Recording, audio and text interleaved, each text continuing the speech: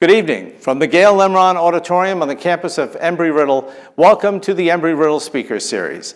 I'm Marc Bernier, the moderator for tonight's event. Imagine yourself 6 years old and you've never met your father, and the only images that you have of that father are things that you saw on television that were pointed out to you as he was held in captivity. Tonight, a story of redemption, the memoir of a daughter of that man who was captured until she was at the age of 6. Her name is Sulome Anderson, and she is the author of the book, The Hostage's Daughter, Sulome Anderson, ladies and gentlemen. Thanks for joining us in the speaker series tonight, Sulome. We appreciate you including us on your tour. Of course, thank you for having me. The beginning question has to be, was your father in the wrong place at the wrong time? Well, it's complicated. I think in many ways he was, and as I came to discover from talking with one of his captors, who I interviewed for about a year for my book, he basically told me, you know, your father, it could have been anyone. We just wanted an American. He was just in the wrong place at the wrong time. That being said, my father also was choosing to be a war correspondent and cover an unthinkably violent conflict. So I guess, you know, he was in the wrong place at the wrong time, but he put himself there, you know, not just for very good reasons. I mean, he loved his job. He cared about, you know, telling the truth about difficult things. But it's a risk that we all take when we start down this path. How old were you when you could understand that Dad wasn't here, that Dad was in another country? How did your mother tell you? Well, I always knew that, you know, that he was held against his will, as far back as I can remember. I knew he was being held against his will, and the way my mother explained it to me, as you would to a child, is you know, they're bad men and they're keeping him from coming home, but he'll be home soon. That was the story I grew up with. And as we will suggest that you buy a copy of the book because it's a great story, it's a compelling one. Give us the, if you'll pardon the expression, Reader's Digest version of how he comes to be released, because he was held in captivity, he's beaten. He learns how, if I'm not mistaken, to play chess with little pieces of aluminum foil to help pass the time. But how is his release engineered? Well, it's complicated. There was a negotiator named John Domenico Pico. He worked for the UN, and he was instrumental in securing my dad's release. You know, other people had tried. One of them, Terry Waite, had been trying to negotiate his release and then was actually kidnapped and held himself for almost 5 years. So it was a risky business to try and negotiate with these people. I think what ultimately got him released was more a convergence of you know, external factors. So you know, Iran was in a different place than it had been when my father was kidnapped. There was kind of a push to, you know, build a dialogue with the West a little bit more. The hostages were a liability for Iran at that point, instead of, you know, factions that thought of it as a, you know, as a leverage point, thought of them as a leverage point. And Syria was also in a different place. Israel was more willing to negotiate, I guess, the release of some prisoners who were, that was one of the demands of the hostage takers. You know, so it was a lot of different things. And also I think the kidnappers themselves had tired of holding hostages. It's not easy to hold grown men against their will for years. You know, from their perspective, it was very risky. And I imagine they just wanted a way out. Now, when he is released, he comes back. Does your mother tell you after a short amount of time he is a different man than the man who went away to cover? Are the changes noticed right away? Because it's part of your story about why your life went the way it went. I wish someone had had that conversation with me, but unfortunately they didn't. I was expecting, you know, as a child would, this, you know, completely wonderful, heroic, perfect man to come be my dad. And, you know, I mean, I don't think anybody could have lived up to that expectation. But, you know, my father had been through an experience that most of us couldn't really imagine. So I have trouble imagining it. So by the time he got home, he was in really bad psychological shape, but in a different way than you would expect. So I mean, I'm sure everybody's heard of like typical PTSD symptoms. He didn't really have much of those. My dad had was he just further retreated from any sort of connection with his emotions. So by the time I met him, he was completely disconnected from any sort of emotional awareness, empathy. He had to like build a wall for himself throughout this experience, and it was very difficult for him to reach past that and connect with a child or with his wife or any of his loved ones. Now, he is allowed to sue. Your family sues the foreign governments that are involved in this. One government, multiple governments? How does that lawsuit go? Because he does get cash. Yeah, it was Iran. We sued Iran. And I'm not sure of all the complicated legality of it, but I know that it was a new legislation that allowed hostages to sue the governments that had sponsored their hostage takers. And it wasn't just my family. A lot of the hostage families got settlements. At what point do you want to go and find out the story for yourself? Because you dedicate a chunk of your life to going back. You actually interview the guy who captured your father, which is amazing. But when does it start for you? How old are you?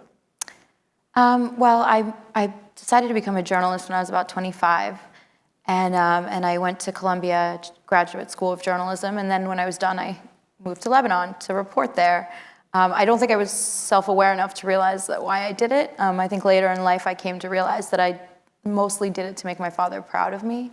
I wanted to excel at the field he had excelled at in the place he had excelled at it. But at the time I was pretty lost and not really aware enough to realize that. But as I started reporting in Lebanon, I would come across all these threads of my family's story because through a long, complicated, twist of fate, I ended up working with, interviewing Hezbollah members quite a bit early on. And Hezbollah, the people who kidnapped my father, most of them are in Hezbollah now. And they're still around. They're still, in hiding, most of them technically. But I would be in Dahieh, which is one of the places my father was held the most. It's a Shia suburb in Beirut. And, I'd be interviewing someone and they'd say, oh, your father was held in that building. Or, oh, I know one of your father's kidnappers. He lives 2 doors down, that kind of thing. And after a while, I came to a place where I was ready to address some of the things that had happened to me, my experience. And I knew that I didn't want it to be like a memoir, of all the bad things that have happened to me. I wanted to approach this as a reporter and put some distance, I guess, between myself and the material. You are, to disclose to the audience, you are half Lebanese, because your mother is Lebanese. Mm-hmm. Was she a Lebanese citizen, or, mm-hmm. Okay. But you come out of college and you pick that country, hostile, your father's been there. Was anybody trying to stop you? It's funny, I think my mother was the one the most concerned. But my dad sort of got it. My dad still gets it, He worries, because now I've actually, since I've even published the book, I've started doing more combat journalism and conflict reporting and things like that, more serious stuff. And you'd think my dad would be really paranoid about it, but he worries, but he also understands how much I love this job, and because it was his job and he loved it too. So he's been very supportive, but sometimes he'll be like, Sulome, that was a bad idea. Why did you do that? That was really dangerous. And I listen to him and respect him in that way, obviously. All right, so to back up, he's released, he's back here. How soon is it before he starts teaching? What is he doing the first few years? Because he writes his own book. Yeah. Well, he wrote the book, and then he almost immediately started teaching at Columbia. I think even while he was writing the book, he started teaching journalism. But he ends up moving around a lot. He runs for office in Ohio. He ends up in Gainesville. Mm-hmm. Now he's in Virginia. Mm-hmm. What's up with that? I mean, you'd have to ask him, but he, my dad, obviously, it took him, I would say, 30 years at least for him to even start recovering from his experience. And because, I mean, the problem was my father left home at 17, joined the Marines, did 2 tours in Vietnam, became a war correspondent, and then was kidnapped for 7 years almost. So, he's of the generation that really did not address trauma, did not address any sort of, emotional feelings or any of that. He just sort of pushed away, pretended it didn't exist. So when you have that mentality, and I notice it among reporters, actually, conflict reporters, when the men have a much harder time with trauma than women because they just don't address it. They won't talk about it. They won't explore it. They won't, but when you don't do that, you can't recover from it, really. It just gives a whole host of other psychological problems and usually interpersonal problems and things like that. So until my dad even admitted that he had suffered psychological trauma, he couldn't begin to heal from it. And he didn't really admit it until just a couple of years ago. Until just a couple of years ago. Really, this book was what brought that out in him. Readers will find out that there's another family because your father was married to someone before your mother. So you have a half-sister, Gabrielle, I believe. Do you have a connection with her? Much of a she's wonderful. Yeah. When your father was in captivity, did you learn about Gabrielle and her mother? Was there a connection between the families because they're watching for them, her father, and his ex-wife are watching with your mother and you as he's still in captivity? Did you guys come together? Before my father came home, no. I knew of Gabrielle, and I would always ask, I want to meet her, things like that. But her mother was obviously and very understandably, upset and hurt by the fact that my father chose another woman. And there was, he was still going through the divorce when he met my mother and then got kidnapped, so he couldn't even, so she obviously had resentments, and I don't fault her for that at all. After my father came home, Gabby started to come visit us, and that's when she and I built a relationship. You are less impressed with the United States government and the Israeli government in their ability to help quickly release your father. I get that from reading that. Is that fair? Yeah, I think, in the U.S. government, perhaps in the Israeli as well, there were obviously people, and I met them through reporting this book, who had the best of intentions, lovely, lovely people who served in our government, who helped my family, and I'm eternally grateful for their efforts and their service. And then there were people who weren't so great, people who had other agendas in mind rather than humanitarian desire to see their hostages released, and I think they made some pretty huge errors for the wrong reasons. And in the Israeli government, the same type of thing. There was a kind of cynical, we can almost use this to our advantage in some ways. And that's the case with most of these situations where people are used as political pawns. There are people there for the right reasons and people who aren't.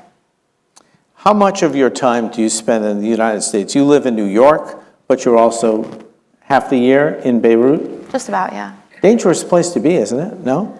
It's not really. These days, Beirut is a funny place. So it's got a great nightlife. It's very sophisticated. You wouldn't think that I could walk around in a skirt shorter than this and be fine. You should see some of the things Lebanese women wear. It's not in Saudi Arabia at all. And there's a gay scene. It's really a very cosmopolitan place. That being said, you go to certain neighborhoods and it's like you've stepped into somewhere completely different.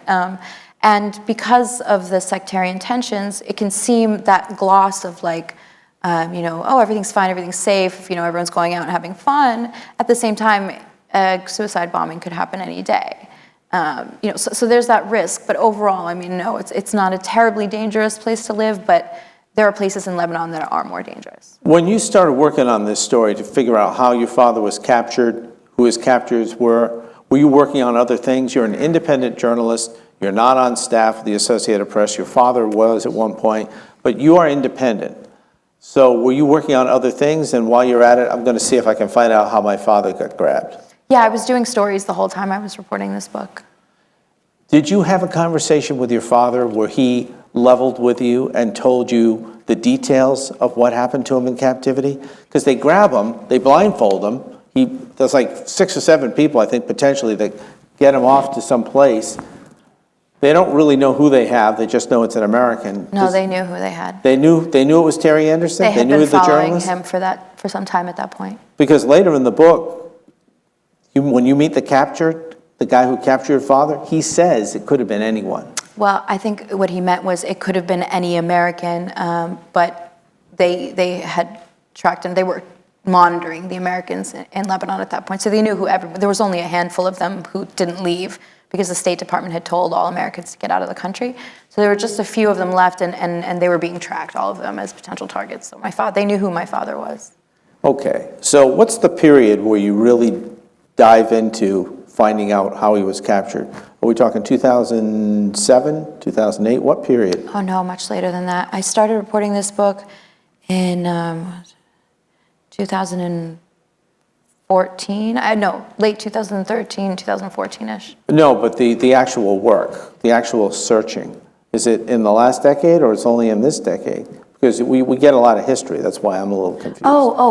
My search. No, Your I go through the history, but also because my mother's Lebanese, a lot of the stuff I picked up, on Lebanese history and things like that, I picked up through experience. So, for example, in 2006, I talk about being in Beirut during the war with Israel and having to be evacuated. Now, I was like 19 years old and not at all interested in being a journalist. I just wanted to party with my friends, but I still had to be evacuated via Navy destroyer to Cyprus, which was so war has always been a part of my life. I never didn't know that people could die that way, I guess. Readers will learn that you also went through a drug period and found out you had a mental disorder. Why do you share that? Is it because of what happened to your father and the way that you interacted? Because you guys weren't talking for a long time. Do you feel that caused your behavior to go in a different direction? Or is it just youth trying drugs? Well, no, it was more than that. I think, it's complicated, and personality disorders in particular are extremely complicated, and it's hard to tell what triggers them and what doesn't. The way I've heard it described is it's like a light switch. So if you have the genetic predisposition for something like that kind of condition, which I do, it runs in my father's family actually, and then you have a traumatic experience as a child and the switch gets flipped most of the time, whereas if you have a normal, stable upbringing, then you will be more stable as a person most of the time, with exceptions. I think a lot of my psyche developed really abnormally as a result of what happened to my dad. My self-image developed in a really unhealthy way. There was, when my father came home and he couldn't build that connection with me, I immediately took it upon myself and thought it was my fault that my dad didn't love me. And then, my mother and I had our own problems, and I grew up feeling very unwanted, very alone, and just like there was something irreparably wrong with me, and that kind of grew into a pathological condition known as borderline personality disorder. And one of the the main symptoms of that can be drug abuse. At what point do your parents split from the time that he comes back? How much time is he here before they split? Well, they split when I was 18, so I think in 2003, but they had been fighting for a long time. Actually, I remember begging my mother to get a divorce when I was like 9 or 10, but they wanted to stay together for my sake, which I think a lot of parents do. I think it's really hard to make a marriage work under those circumstances, especially with, people who might not be completely compatible to begin with. Is the most dangerous part of the story when you finally, through your different sources, come face to face with the man who captured your father? Did you think you would leave that interview, or there was a chance you might not leave that interview alive? No, I never felt unsafe. That's the crazy thing. I felt unsafe at one point with him, and it's in the books when he pointed a gun at me. It was throughout the whole process of interviewing him, it wasn't, if you know something about the politics of the situation, it's that Hezbollah is a different organization than it used to be. They have no interest, their interests don't involve kidnapping and, Americans and blowing up American assets. It's just, it may have been at one point, but at this point, just from a cynical, strategic perspective, it's not gonna fit their goals, which are basically to dominate and spread their influence across the Middle East as a non-state militia and a political entity. So it just doesn't fit their purposes. in fact, if anything, I often feel safer in Hezbollah territory than I do many other places in the Middle East, including in Lebanon, because actually, if anything happened to me, I have a feeling they'd move heaven and earth to make sure they found me, because it would be quite a problem for them. So there is that, just knowing the atmosphere and the politics of it. But of course, he was a man who was afraid that I was going to turn him in at one point, But I also read people well. I think part of doing this job is being able to read people and read situations and listen to that sixth sense that tells you need to get out of here now, or you're okay here, you can stay.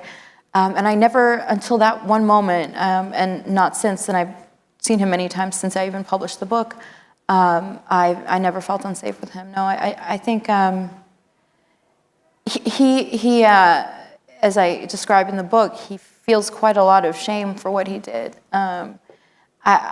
He's not what I would call a good man in the fact that he's done horrible things, but he's not a psychopath who would kill for fun or things. And also, I had been in his house, I'd eaten his food, and in that culture, that means something. The thing that got me was the interview was done, and he goes, I really kind of liked your father. He's got him captured, and he says, tell him hi for me. And I'm thinking, who does that? He says that all the time. I mean, that's strange. Psychotic. Yeah, it's very strange. He always says, how's your father? How's his health? Like, please, if he ever came back, I would host him in his house and I would apologize to him. So some of that is sincere, but also you have to understand Lebanon as a country. It's a very interesting place. Like vicious enemies who were in blood feuds with each other and murdered, hundreds of their people, of each other's, militiamen and people are now like having drinks and living it up together, running the country. So that's the kind of mentality there. It's like, okay, well, that's in the past, but how can you help me now? That is very much a part of Lebanese culture. What do you want the reader to take away from this book? What's the takeaway?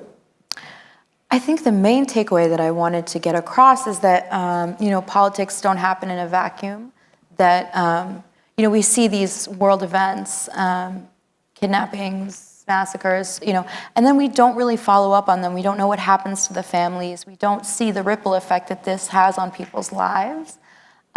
We just, especially with something like my dad's homecoming, everybody wanted it to be this happy ending. Everybody came home and, everything is great from now on. And it wasn't like that for me. My experience of it was very different. My life, it felt like, became difficult when my father came home, from my perspective. So I really wanted to get that across. And I also wanted sort of a reminder that politics have human consequences, that they're not just, words on a page or on a screen now. Was he a violent man, your father? No. Brusque, rude, in many ways, can be arrogant and all that. Well, the perfect formula to become what he would become later, a talk show host. Yeah, he's not a violent man. He's also wonderful. I should just say that throughout the writing of this book, I really came to understand my father as a person. And he's got so many incredible qualities. I mean, I'm so proud of how brave he is, number one. Number two, I really, he's incredibly intelligent, and in his own way tries very hard to love me, the way I need it. He just has certain, what's the word? He just can only go so far. He doesn't have the capability emotionally in many ways to go where I needed him to go as a child. He's 70 years old now? So he came back in, was it 91? Yeah, the end of 91. Yeah. So he was still in the prime of his life. Does he have resentment for the lost years, that he lost those prime years? Did he ever express that to you? Well, it's funny, when he came out, I keep remembering people would ask him, say, no, I don't have any, I'm not angry, I'm not resentful, any of that. And I think he wanted that to be true. I think he had more resentment than he allowed himself to feel at the time. My mother had 2 miscarriages when he came home, because So I didn't have siblings because she was, by the time he got home, she was too old to have kids. So yeah, I mean, there's a lot of loss. I mean, there was a lot lost during that 6.5 years. We learn about Hezbollah and ISIS. But even within Hezbollah, there seems to be all these factions, including one report that you did within the last year in which some media people criticized you, but as anyone who's a television producer knows, you can make or break a story by that television producer. You told me that some of the people they shot were not real Hezbollah, but they were trained by the Hezbollah. What is that? Yeah. Either you're Hezbollah or you're not, right? No. Well, yes. I mean, yes. Now, in the past, as I get into in the book, during Hezbollah's emergence, it wasn't a unified entity at first. There were many different factions, and they eventually became this monolithic, entity that Hezbollah is now. But what happened with that story was just that I did go to Syria. I took a trip into Syria with Hezbollah members, and I interviewed a couple of Hezbollah members and then also some Palestinian militants who had been trained by Hezbollah. And through a mix-up in edits, somebody didn't specify, even though I asked them to, that they, that these were Palestinian militants and not Hezbollah themselves. And then, the whole world came down on me because people can't understand why Hezbollah members would talk to me, so they just automatically assume that I'm lying. Who's more dangerous, Hezbollah or ISIS? I mean, without ISIS, absolutely. I mean, to American interests, ISIS, absolutely. It depends, Hezbollah is dangerous as a non-state militia. It's dangerous, certainly to Israel, perhaps to America in certain circumstances, but at this point they have legitimized themselves to the extent that they control half the government in Lebanon. So the problem is when you think about Hezbollah in America, people think Hezbollah is like ISIS, and they're completely different, from an organizational standpoint, from an ideological standpoint. They're just different animals. So, and they hate each other also. And so Hezbollah is actually fighting ISIS in Lebanon and Syria. So yeah, to America, absolutely, ISIS is much more dangerous. In the end of the book, you go to Saudi Arabia. While you're in Syria. Yeah, I was in Lebanon, yeah. Yeah, but you get stopped by federal United States authorities saying, we hear you're going to go into Syria. Oh, yeah. That's what I'm getting at. Yeah. So what were you doing? That was right in my original sort of dipping it. So for years after I started reporting in Lebanon, I intentionally stayed away from combat journalism. And I did that not because I was afraid of it necessarily for my own life, which is, as a journalist, as a conflict journalist, we do have like a very strange relationship with fear. But because I was really frightened of what it would do to me psychologically to see people, hurt and in that way and die. And I had never seen that kind of devastation, and I didn't know I knew that it wouldn't be good for me in the state that I was in. So I did more soft conflict reporting, like refugees, child soldiers, things like that. But at that point, I had decided that I was going to make that step. And I had this big trip planned. I had been planning it for a while. And we didn't go in because there was some shelling on the border, and it was too dangerous for us to make the crossing. And then while in the interim period, while we were waiting, I got a phone call, and it was an embassy official, and he said, Miss Anderson, are you planning a trip to Syria? And of course I was like, They bring you into a room, there's a woman standing there, yeah, he called me into the embassy, and him and an FBI agent sat me down, and they said, we have intelligence that leads us to believe the Syrian government knows you, Sulome Anderson, Terry Anderson's daughter, are coming to Syria, and they basically want to, I assume they said mean you harm, and I took that to mean kidnap. So they would have another propaganda vehicle. They took Terry Anderson, now they get the daughter. Well, this is the Syrian government. They by all intelligence indicates that they're still holding an American citizen, Austin Tice, who was kidnapped years ago, and from everything I understand is still in regime custody. So yeah. 5 years for this guy, right? Yeah, it's horrible. And he's been completely lost in the noise. So I really, my heart goes out to his family, and I hope he comes home soon. Give the viewers and listeners a story about someone named Pete, someone that you became good friends with. They killed him. Yeah, Pete Kassig was an ex-Army Ranger who I met in Beirut, and he came to Beirut to start an NGO called Sarah. And he used to be a medic in the Rangers, and he created this NGO so that he could go into Syria, which was a very dangerous place, and basically just give civilians medical care. So his entire purpose was to just help people who were suffering, you know, and you know, he was kidnapped. We became very close friends. We were part of a close circle of friends, and you know, I had a lot of respect and you know, admiration for him. And then he was kidnapped by ISIS and beheaded in 2014.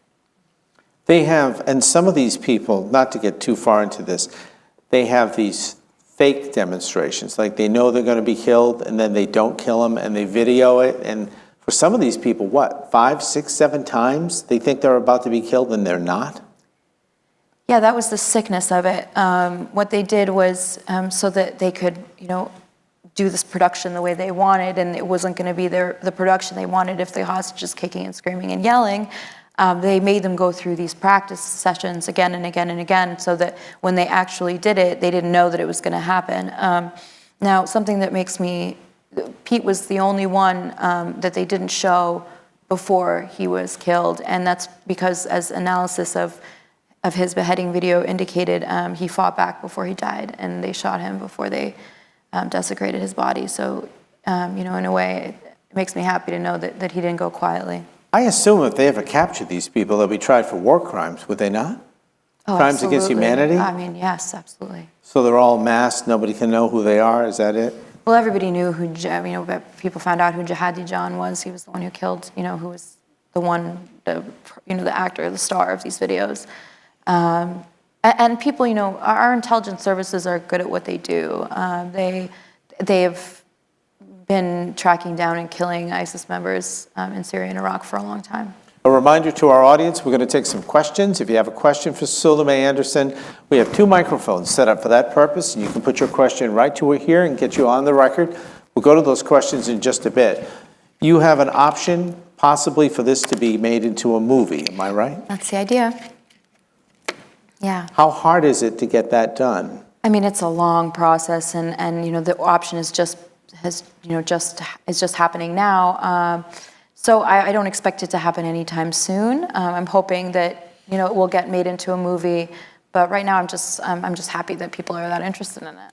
You've also reported from Turkey, am I right? You went into Turkey, I think we talked last year. Mm-hmm. We met in Miami at the Miami Book Fair.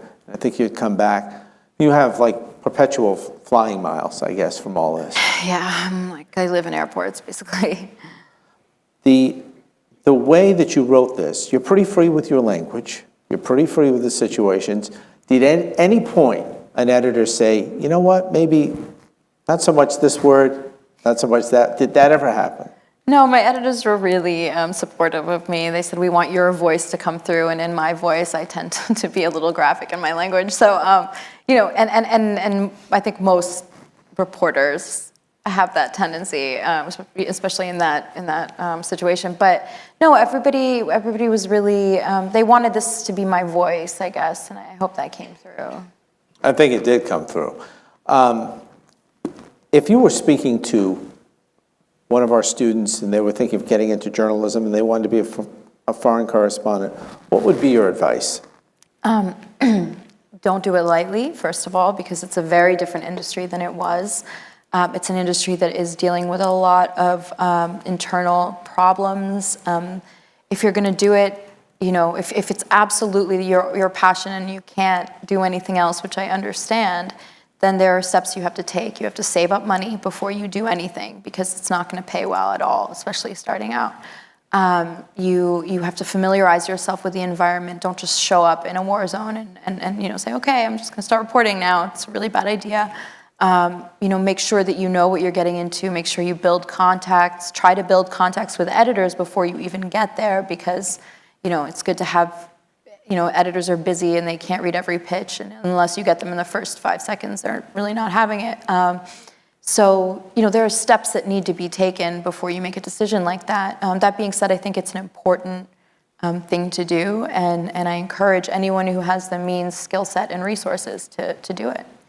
Sulome, earlier today you kind of opened up about your fear that if we have another 9/11 attack, ISIS this time, you're not sure how we're going to survive.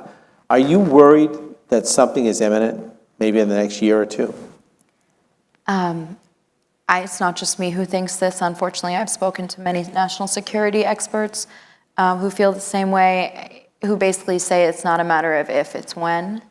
And yeah, I'm quite concerned that, because in this day and age, look, you can turn a truck into a mass murder weapon. It's not something that requires, or it's not something that you can always catch before it happens. And I think, a mass casualty terror attack, and this country is in big trouble. Politically, we're very divided. There's a lot of tension going on. I think this is something that we have to prepare for. You're not crazy about the president either. Are you more worried about the situation because of the president's looseness in tweeting or any of that? Are you afraid he may just do something extreme if we're attacked? I don't think we have a level-headed administration that is prepared for that kind of violence right now. I think, just looking at the news every day, it's some new crisis, it's some new, just some ridiculous tweet that everybody's getting upset about. The Russia investigation, our intelligence agencies are quite busy with that, I imagine. So do I think that in the event of a terror attack, the message would be on unity and getting through it safely and prosperously? No, I don't. You reported on, I think, child suicide among Syrian refugees. What was that like, covering that story? That was a hard one. That was a very hard one. I talked to a 12-year-old girl who swallowed rat poison and almost died because and what she told her mother when her mother asked why she did it, she said, I don't want to be a burden on you anymore. And then I asked her if she was going to do it again, and she said, if the situation doesn't change, we should all kill ourselves. So it was pretty heartbreaking. It's not just her. It's a problem in Lebanon, and I imagine other places with refugee populations. Their lives are so miserable. There's no end in sight to their misery, and I think a lot of them just figure that's the better way out. Were you in Egypt for the Arab Spring? I wasn't. I went to Egypt in 2013, so right when the Arab Spring was beginning to come, the Arab winter. Yeah, what did you find when you were in Egypt? Did you find that, hey, everybody thinks we're okay with Egypt, we're not? Did you find anything that was special in your coverage of Egypt? I was there right, when the protest movement, Egypt was starting to get very weary of protests. I was covering the ultras, which are these kind of like a football hooligans, I guess, who were very active in the protest movement because they had been fighting the cops, for a long time at stadium matches. So they had all these tricks that they were showing, the rich middle, the rich upper class kids who, were liberal and wanted, had no idea how to deal with tear gas or rubber bullets or anything like that. So they were really interesting. Egypt, it's still, hasn't recovered from that. And at that point, the hope and all the positivity of the revolution, as we were seeing in America. I remember in America, everybody was very excited about the Arab Spring and democracy, and it was very inspirational. And at that point, that was definitely, it was starting to become apparent that was not going to last long. The Muslim Brotherhood was in power, and they were, doing a lot of awful things. So yeah, it was a dark time, and I think in many ways it's continued. You are somewhat critical of Israeli foreign policy, probably more than any journalist we've talked with. Why is that? Is it because of your father, or did you find other things in your investigative reporting? Well, my father happens to share my my opinions, and he would know. He came into Lebanon in '82 with the Israeli invasion. actually with the Israeli army and then left and started reporting in Beirut. It's interesting because I think if you work in the Middle East, if you see these things on the day-to-day, you can't help but notice a discrepancy between, what we're told in America and what's actually going on. I'm critical of any government that mistreats and oppresses, other people on a mass scale, and I think that what's happening to the Palestinians is it's heartbreaking. It's difficult for me to justify, and also Israel has invaded Lebanon many times. That being said, I really distinguish between the faction of the Israeli government that is in control and the Israeli people and even the Israeli government. There are leftist Israelis in the government. It's just like any other country, and the party that happens to be in power is one whose policies I don't agree with.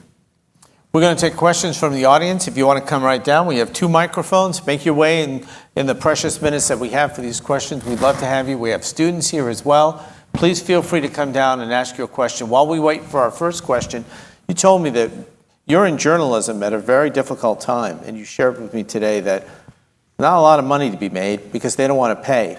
You were in a dangerous situation. Somebody wanted a 2,000-word essay, and they offered you $100?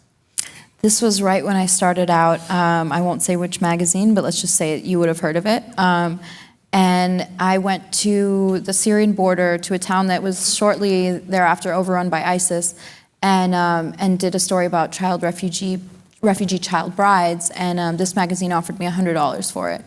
And I got them up to $250, and it was like a victory. They were like, "We never do this with first-time writers." I'm like, my fixer costs $100. So, and this is the problem, and I don't want to get on my soapbox here, but if journalists in conflict zones are not being paid a living wage, then we're not going to afford fixers. We can't afford security. What's a fixer? A fixer is a coordinator, translator, driver, person who has context, person who keeps you safe. And if you can't afford a good one or one at all, you're going to cut corners. You're going to do things yourself, as James Foley did. So, I think it's really important that as an industry we examine the way reporters are treated, and there's no industry standards. There's every other industry, the people who do the most work get paid, reasonably, and it's just not the case with journalism. Let's come over here for a question, and we have another mic set up here, so come right down. Anyone at all? Go ahead. Good evening. Good evening. My name is Beckett, and I would like to ask your opinion on the following. So within the past decade, there was a growing funding for all the media. The big players in the world realized the power of media coverage. So there is the RT, Al Jazeera, and here we have CNN, BBC, whatever. So each presents the information from its own point of view. And how do you get the truth? What's your opinion on this current media warfare? Do you feel that the journalists are actual soldiers, but on the different field? Do you have such a feeling? On the various networks, I think to boil it down, the various networks and sources that are out there, are they advocates? Do they serve as in essence, soldiers while they're trying to report their stuff? Do they come in with a slant? I think it's a really interesting question, and I think all media organizations, pretty much, with a couple of exceptions maybe, have their own spin on things. And I think the best way to find, the truth is to read the widest variety of news you can find. So, from one end of the spectrum to the next, read it all, and then see what matches up, what doesn't match up, what feels right, what doesn't. Or I would say what the feels right, maybe not, but what seems factually correct. As for slant in general, as a person, I'm extremely opinionated. I never shy away from giving my perspective on things, and I've been criticized for that because people think journalists shouldn't have opinions, and I think that's nonsense because all journalists have opinions. We're human beings, and I'm just honest about it. Now, when I do journalism, for example, you just mentioned Israel. My my perspective on Israeli foreign policy is, is specific, it is what it is. That being said, I have been accused many times of being like a Zionist puppet, by people who have read my stories, because I try really hard to put my biases aside when I report, and I think all journalists should do that. I try to fight it, I will talk to people on the other side. I take that seriously, so. Thank you. Your question now for Sulome Anderson. Hi, good evening. I just had a question. With your unique experience, how do you feel about a place like Guantanamo Bay? Oh, that's a great question. Guantanamo Bay, I actually was doing a piece about that earlier and it never really materialized. Guantanamo Bay is, I think, look, when they killed my friend Pete, they dressed him in an orange uniform. That's not a coincidence. That place has become a symbol. It's become a weapon for them to use against us, and I think it makes more sense. Obviously you need to detain suspected terrorists, you need to interrogate them. These are things that need to be done from a counterterrorism perspective. But I think there are maybe more, smarter ways of doing it than playing into their hands. More question? Follow up, and we're looking for others to be on record for us tonight. Go And ahead. as a person from that Middle Eastern region, do the people feel liberated? Like in Libya, there was a Muammar Gaddafi, and before the government collapsed, everything was more or less okay till life continued. Now there is total chaos after the intervention. How do the people feel? Do they feel better now after the intervention or before, when they had a normal government? I think there's a lot of looking back and wishing that things had stayed the way they were. And I think that's totally understandably, if you're living in that situation, all of a sudden your life is stable, you have a steady job, your family is safe, and then you hear revolution, and then everything falls apart. I think it makes sense that you would wish for the stability of earlier days. I do think, though, that it was a false stability. Now, I'm not saying that what's happened is any better, but dictatorships give a sense of false stability because they're not built on a foundation of democracy. So as soon as that iron rule is gone, then there's chaos. So I think the problem was with the dictatorships in the first place, and I think in many cases that those situations could have been avoided. Were you able to, and we have opportunities in these precious minutes we have left to take more questions from the audience. Were you in Iran or Iraq? Tell us what countries you have gone into. So I've been reporting in Iraq quite a bit recently. I've reported in Turkey, Egypt, Lebanon, obviously, Syria, and Jordan a little bit. So yeah, they're all different in their own ways. Iraq is a really fascinating place, especially now. It's a really, the war there is winding down supposedly, and that ISIS has lost its territory. But as I just did a piece for NBC not long ago, so when ISIS moves into a territory, they immediately set up schools and start indoctrinating the people, the kids. And in a situation where after the war is over, these kids are put into camps. They're malnourished in bad situations, and they're, the resentment is nurtured, and then there's sectarian crimes, retaliatory crimes against Sunnis, a lot of it in Iraq right now. So there is, as far as I'm concerned, and a lot of people are concerned, there's just a lot of potential for ISIS 2.0 to come back. The president has signed off on something that effective October 16th will eliminate 8 countries where people can't come into this country from them, including Chad, North Korea, Syria, Venezuela. All those terrorists from Venezuela. There's a real problem in Venezuela. Do you think it's, you say that, and I'm wondering, do you not take it as seriously as some other areas? Well, I can't think of a single, attack on U.S. soil by a Venezuelan. So from that perspective, I don't think it makes a whole lot of sense to put it on there. I think something about the travel ban in general is that, and this is time and time again, national security experts have said this, the problem is rarely from outside. The problem is almost always U.S. citizens, people who have been naturalized. When you look at all of the terror attacks, I think, besides the 9/11 ones, the recent ones, they've all been by people living here. They weren't coming from the outside. And actually, I spoke to someone in Jabhat al-Nusra, which is an offshoot of Al-Qaeda, and he said about the travel ban, and his reaction was, if we wanted to blow something up, would we send someone from Deir ez-Zor in Syria? Are we stupid? No, we'd find someone in there. Like, that's what we do. So, I think it's counterproductive. Over here, and your question. Yes, the Kurds are our allies. The Turks and the Kurds are enemies. The Kurds are planning on becoming independent, or they're going to try to. How do you think that's going to work out? Oh boy, not well. I think the sad, tragic thing about the Kurds is, I remember when I was there, I did a story on how the different players in Iraq were, right before the inauguration, how they were anticipating the Trump presidency.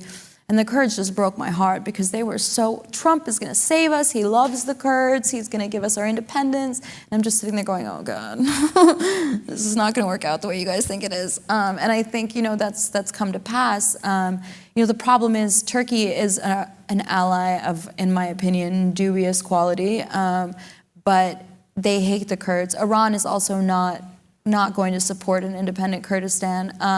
So, the way America views it is, these pesky Kurds keep wanting their independence and it's just going to, destroy regional stability and blah. But these people have been persecuted and stateless for so long. And when you think about it, Erbil is one of the only cities, in this war-torn region that has managed to rebuild and have a thriving economy.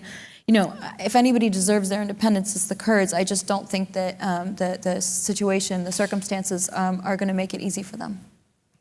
Over here, your question. Good evening. I just have a quick question. When you speak to most Americans today and you ask them, do we need to go ahead and get involved in any of these conflicts in the Middle East, most of them will say, we need to get out, leave, take care of our own business here. What do they say in the Middle East, since you've been traveling through? What do they want us to do? That's a great question. The problem with being police, the international police, is that then people expect you to intervene on their behalf when they're being slaughtered and oppressed. One of the stories that breaks my heart, but it's something that really woke me up, and two stories that really make them brief. But in 2012, right when the whole red line conversation was going on, and it looked like America was going to intervene in Syria, a lot of the people around President Obama were telling him, you need to do this because, if you don't, there'll be a vacuum, Al-Qaeda will step in, and all that was definitely foreshadowed. And then, there was that moment where he backed off and he said, no, I won't. Just after that, I was interviewing a refugee boy, about 8 years old, I think, in a town in Lebanon. And he looked at me, and this little boy had seen his father shot in front of him and his uncle get blown to bits. And he looked at me and he said, where is Obama? Tell Obama we need help. And that was very difficult. Another story I will tell is when I was in Iraq interviewing Yazidi women who had been enslaved by ISIS. One of them told me, and we're talking I'm sure you've all heard the stories about the Yazidi sex slaves and how they were treated. Just inhuman abuse and brutality. And she told me we would sit and hear the American planes going over, and they knew exactly where we were. And every day we'd say, the Americans are going to come save us. And every day they didn't. So I guess my point is that if we're going to talk about spreading democracy, then we should probably, if we choose to enter a war, we should do it for the right reasons. Not just the right reasons, but the reasons that make sense for our long-term interests in the region. Anybody looking at a projection of the Iraq War would not have said that was in our long-term interests. It served maybe some people's short-term interests, but we didn't intervene there for the ideals that we spend so much time talking about. It was for very different reasons. In Syria, I think personally, and this is just my opinion, we had an opportunity to intervene for the right reason, for people who were being mass murdered and slaughtered, and we didn't. So I think if we're going to talk the talk, we should walk the walk. Thank you. Your question, sir. Yes, thank you. We had to make some difficult choices as a country and our political leaders in going into Kosovo and going into the Balkan region. You don't hear much about that region anymore. One, how long do you think till there will be trouble in that region again? And is that an area of the world where you might shift your focus from maybe terrorist politics to more East-West politics? I think I can't say it's my specialty, so I don't want to talk too much about it and make myself, sound like I know more than I do. I think, any post-conflict environment I find really interesting and really, important to cover. I imagine with a conflict like that, there's all sorts of stories about reconciliation and rebuilding and all that we tend not to focus on, sadly. I think, my limited experience with that region is a lot of people who join ISIS are coming from that part of the world for whatever reason. And I think in general, there are so many regions in this world that we are, as an audience, as a readership, we don't pay attention to because the industry, the media doesn't cover it. And I think it's really, really important to pay attention to those places, to get as many journalists as possible out there because those people matter too. So. We have time for a couple of quick questions before we wrap up. I do want to ask you about something else we haven't covered yet. You're fascinated, I know, with issues of gender and sexuality. And I believe that you've written a lot about LGBT issues as they apply. What's it like for those folks in the Middle East? It depends where in the Middle East. It's not, I wouldn't say it's easy, for example, to be gay or lesbian in Lebanon, but it's certainly much easier than it would be in Saudi Arabia. This is the thing about the Middle East. It's a very diverse place. You can't, I think in America we think of, and I've had some people tell me all the time here, oh, are you like you're riding camels in the desert? It's like, you've got to be kidding me. It's not all like that. There are many different places with different rules and different cultural norms. That being said, in Lebanon, which is pretty, forward-thinking for an Arab nation, I did a story on transgender people, and they have a very difficult time. I imagine easier than in other places, but still very difficult. They can't openly express themselves. They can't be themselves in public. So I imagine it's quite a difficult life. I have family members who are a part of the LGBT community in the Middle East, and they have a lot of challenges. It's very difficult living a life that's not yours. How wide is the sex trade there? Oh, it's rampant, widespread. There was this horrible instance, and Syrian refugees in particular are very, very, very vulnerable to that type of thing. There was a story in Lebanon maybe a year and a half, 2 years ago. I think 50 women, Syrian women, were found basically held against their will and beaten, electrocuted, and prostituted. Those stories happen all the time. It's a chaotic place, and women, of course, and children are the most vulnerable. From the audience, your question right into the microphone, please. Hi, I have a question kind of following on that topic. Have you found it easier or more difficult being a female reporter as opposed to your father in that region? That's a good question. It's a double-edged sword, as I like to say. Now, people ask me, is it hard being a woman, a female reporter? And in many ways, yes, there are considerations we have to take that men don't. There's always the risk of sexual assault. There's, you have to dress a certain way, you have to act a certain way. You have to observe cultural norms that maybe you're not comfortable with necessarily. That being said, there are many benefits to it as well. First of all, the men aren't threatened by you, so they'll tell you things that they won't tell men because there's all that ego, involved when two men interact with each other. That's just not there. And also, I can talk to the women. which is pretty amazing because that's a whole world of information that the male reporters are completely cut off from because women in the Middle East won't talk to them. So, I mean, it's both. I think you know, there have been moments in my career where you know, I very much did not want to be a woman in that moment, and times where I was grateful that I am. Finally, Americans hear stories like you've reported on and the region. And sometimes they'll say things, and I will take this young man's question. They'll say, the United Nations, where are they on this? I mean, and I come out of this and I go, they're useless. Are they useless? I mean, in some ways they do some incredible work, but their funding is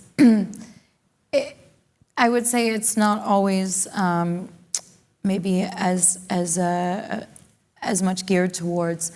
I mean, there's a lot of money. For example, the Geneva talks. I mean, how much money was spent on hotel rooms and you know, plane tickets for these diplomats to sit around and talk about nothing. You know, so that kind of thing. I think, you know, there's a lot of waste and maybe bureaucracy and things that are a problem. But at the same time, they are the single largest organization that does humanitarian work in the world, and you can't ignore that. I just think that, you know, their abilities are limited now politically and financially.